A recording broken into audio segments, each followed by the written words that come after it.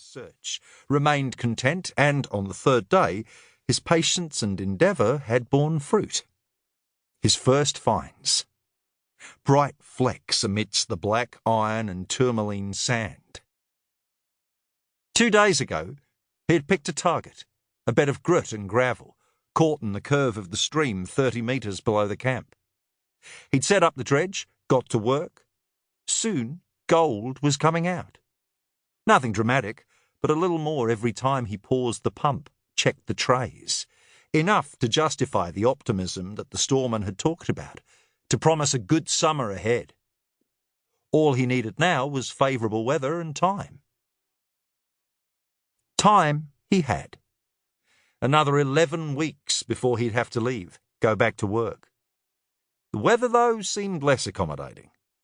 There was a storm brewing, and it was going to be a ripper. When it arrived, there'd be no more dredging for a while, not until the rain had eased and the river had forgotten it, subsided again. By then, the deposit he was working would have been swept away, the gold dispersed and lost.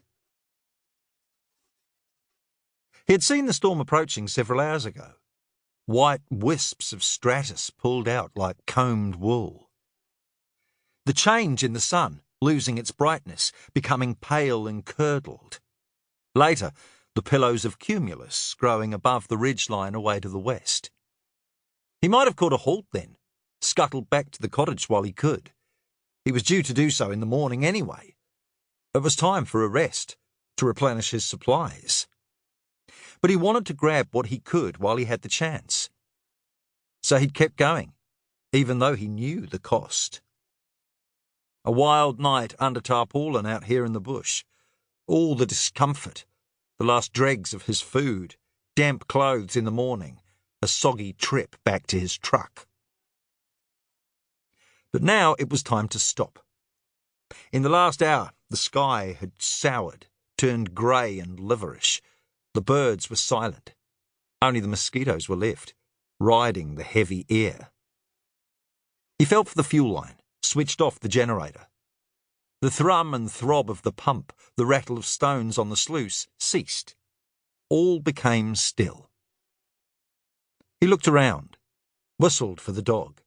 He'd last seen her half an hour ago. Then she had been sniffing around in the undergrowth, absorbed in some trace only she could detect. She wouldn't have gone far. She was a good dog, knew her legal limits, would be listening for his call. He whistled again.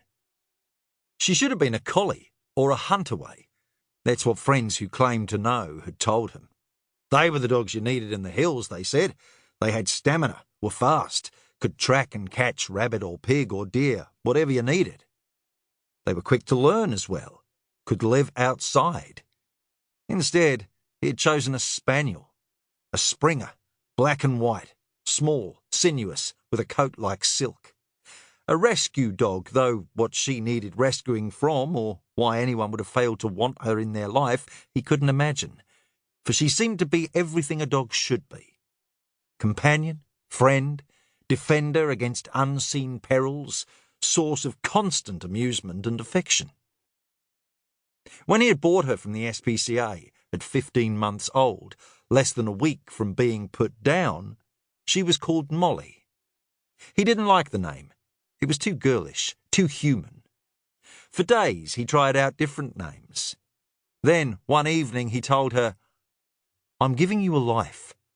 You're going to help me with mine." So he called her Viva, for life. And it was a private joke as well. Viva the Spaniel. Once more he whistled, waited. Still she did not come. In the distance there was a flickering flash, lightning above the hills. In that same moment he smelled the rain coming.